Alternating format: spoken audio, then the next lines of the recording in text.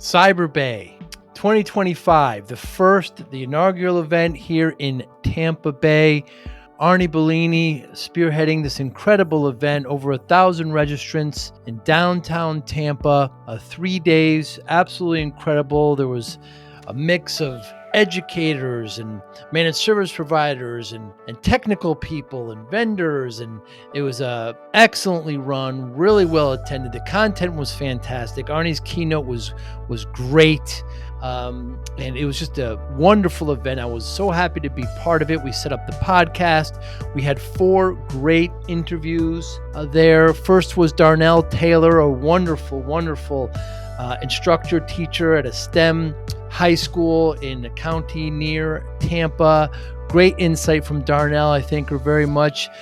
Nia Lucky, really interesting, from battlefield to boardroom, building calm and chaos. I was first introduced to her by her TEDx that she just did. It was a great TEDx that she talked about cybersecurity. Really great conversation with Nia. Daryl Highland, Coins, Code, and Cyber, from visual history to IoT security. Great talking with Daryl. He is a visual historian. He loves history and he gets visual, solid items, but it emerges perfectly. You wouldn't think it would, kind of old meets new, but he spends, his days and nights now with security over the past 20 years. Really great conversation with Daryl. And then lastly, Melissa Dark. Great conversation with Melissa. She's trying to help get teachers educated on cyber so they can teach how education fuels security. Great conversation with Melissa as well. It's a great event, wonderful event. I'm so glad to be a part of it. I can't wait till next year. Hi, I'm Joey Pinz, and here's my 45-second introduction. After starting my business in the 90s, I started developing poor habits of eating in my diet because I was working way too much. Before you know it, I found myself 340 pounds. The doctor told me if I don't lose the weight, I'm not going to see my daughter graduate. Took the next 7 months, lost 130 pounds. People think there's some secret. Ask me, how'd you lose that weight? Like there's some secret. There is no secret. How'd I lose the weight? Just one word: discipline. I've had other successes in life, and I attribute them all to discipline. Now, I'm not the king of discipline, but I believe that it can help all of us. Friends, colleagues convinced me to start a podcast. The podcast mission: how do we better ourselves and society? I talk to interesting people in health, fitness, sport, wellness, business, technology, science, art, and culture. And I eventually ask them how discipline plays a role in their life. Podcast vision: growth through learning from others. Yeah. So you teach at a school where in Pasco County? In Pasco County, on the west side of Pasco, Angeline Academy of Innovation. And tell me about that school. I'm new to Florida. It's their 3rd year of inception. They're 6 through 12 school, and it's a STEM school. Uh-huh. So one of the pathways is cybersecurity or information technology, computer science. Yes, oriented. Which it should be, right? Absolutely, we love it. And, there's a big robotics. I'm not a part of the robotics portion, but, I am a part of cybersecurity, information technology, some principles of computer science, artificial intelligence. And you were telling me, Darnell, that you were at UPS, or you're doing logistics, so you're still kind of in technology. Yeah, I was with UPS for 33 years. Whoa. 3 months, 3 weeks. And then why'd you leave that? Corporately, they made some business decisions. Oh, I see. So. And now you're teaching. Yes. And the reward to teaching, it must be great teaching, the 6 to 12. Yes, because it's great to see the light bulbs come on and to know that you don't have to know it all and do it all for it to get better. You can pass on what you know and allow your knowledge to grow and just allow it to move on. And are they interested? Technology is very different from when you and I think I'm a bit older than you, but still, it's very much different now. Is it easier to separate them from their phone? Or what are some of your challenges? No, the fact that they love their phones so much makes it a compliment to what you have to teach. Interesting. In Pasco County, I believe throughout the state, you cannot have your phones out. However, I didn't know that. Yes. In disciplined areas, if it's, allowed, if it's a part of what you're teaching, you can allow them to utilize it. But we utilize the technology that's inside the school, so it's great. And do they have questions about artificial intelligence? What are these young minds? All the time. Really? All the How time. are they using it now? Well, besides ChatGPT, Right. we explored the different avenues of what's real, what's not. And then how do you determine, and then how do you influence what you see? Wow. And so are they happy about it? Are they scared Absolutely. about it? They aren't scared They at aren't scared, all. are they? I find our generation is more scared, Right. because change is not easy. However, they make it easier for us to accept change because they grew into it. When they were born, technology was here. Was already there. So for it to grow, or for it to now get to the point where things are artificial, things are real, it's easier for them to adapt to it. Right. So Yeah, being that young has made them more flexible, hasn't it? it has. Yeah. It has. And what's the challenge of it as an instructor? Keeping up on everything, because things change so rapidly. Right. And we're used to change going through certain processes. And they still do, but the processes are more rapid today than they ever were. That's for sure. When we were being educated That's for about sure. things. Yeah. So we have to make sure that we stay on top of it. And the way we stay 10 steps ahead is to go 20 steps forward initially. So that's the way we stay on top of it. So we're here in Tampa. We're at the Cyber Bay event, Yes. 2025. A great event's going to kick off this afternoon. What are some of your goals to come? Why'd you come? One, to network. Two, to gain more information on what's going on in the outside world, outside of academics. Wow. What's going on in our cyber world?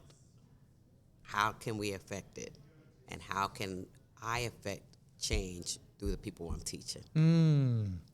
So along with AI, are they concerned about cybersecurity? Do many of them want to go in that area? They aren't concerned about cybersecurity, but they want to affect cybersecurity. They want to positively affect change in it. They're like, okay, we see this is going on, but we're going to make it better. Wow. Oh, okay.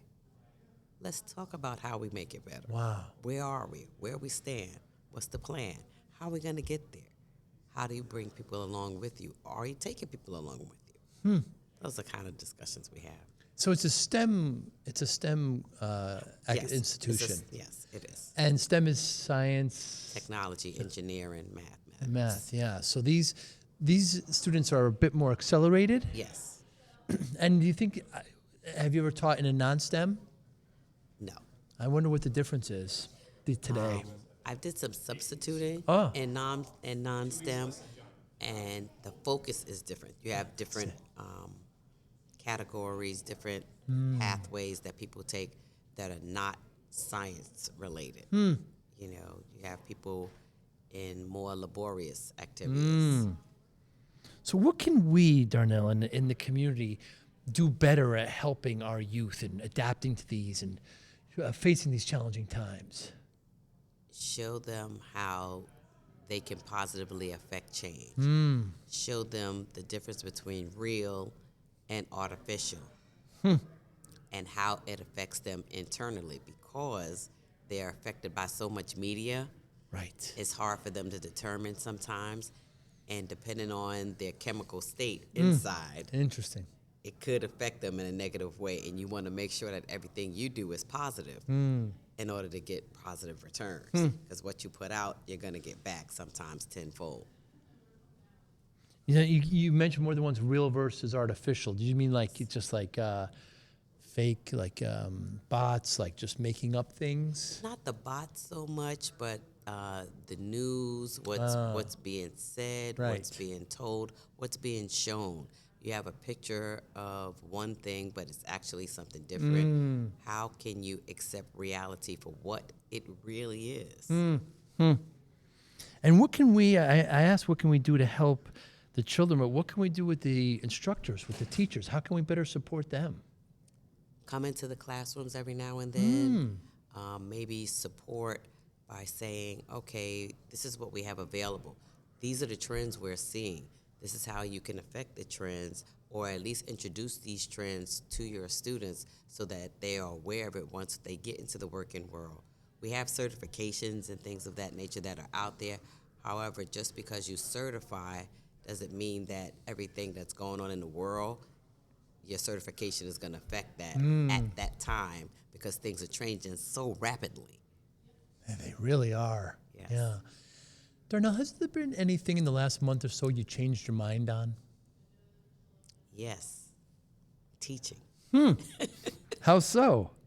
It made me want to teach more. Wow. And not just sit and substitute, but sit and impact.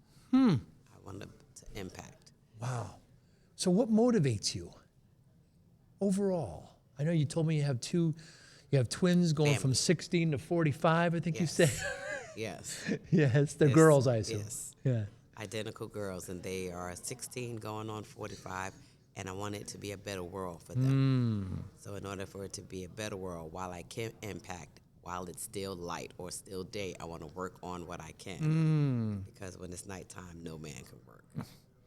So impact motivates you. So given that motivation, how do you measure success?